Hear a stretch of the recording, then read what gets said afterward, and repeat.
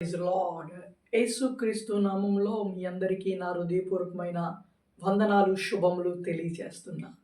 మీరు బాగున్నారని నమ్ముతూ నేను దేవుణ్ణి ఎంతగానో స్తుతిస్తున్నా. ఈ సమయంలో కొన్ని నిమిషాలు పరిశుద్ధ గ్రంథంలో నుండి దేవుడు వాక్యమును ధ్యానించొచ్చు. 18వ కీర్తన 32వ చరణము. నాకు బలమును ధరింపజేసేవాడు ఆయనే. ఆమేన్.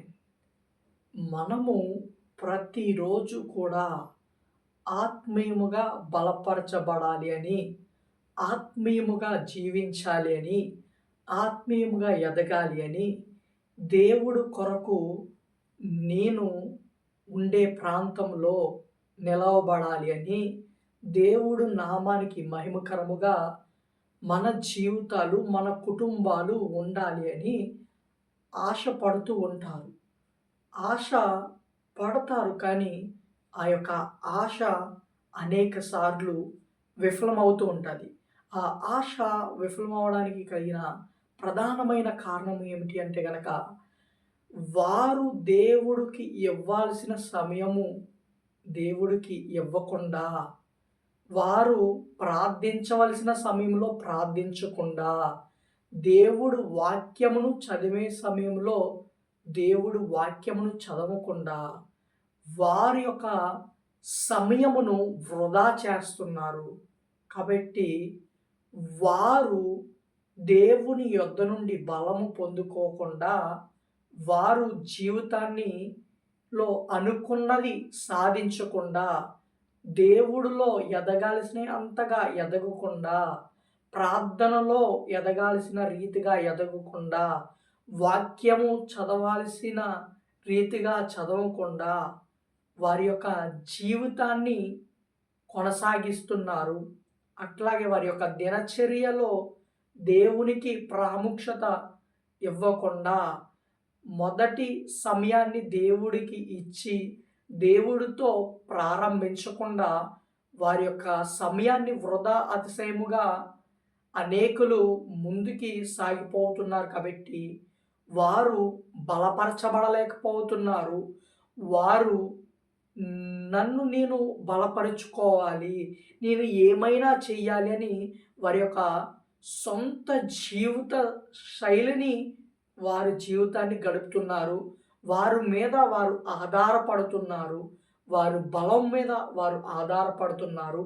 వారు కలిగి ఉన్న ధనం మీద వారు ఆధారపడుతున్నారు. వారు కలిగి ఉన్న స్నేహితుల మీద వారు ఆధారపడుతున్నారు. నిజమే ప్రియ సహోదరుడా, సహోదరి, మీరు ఆత్మీయులే, ఆత్మీయముగా ఉంటున్నవారే, ఆత్మీయముగా జీవిస్తున్నవారే.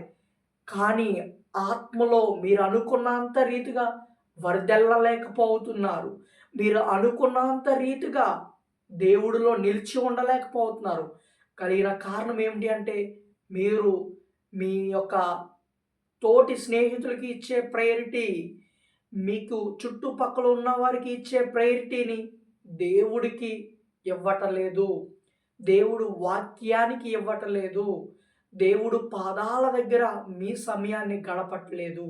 కాబట్టి మీ జీవితంలో ఆత్మలో బలము పొందుకోకుండా, ఇంకా ఆత్మీయ అభివృద్ధిలోనికి వెళ్ళకుండా, ఇంకా మేలులతో మీ హృదయము తృప్తిపరచబడకుండా, సంతృష్టితోటి కాకుండా అసంతృష్టితో మీరు జీవిస్తున్నారు.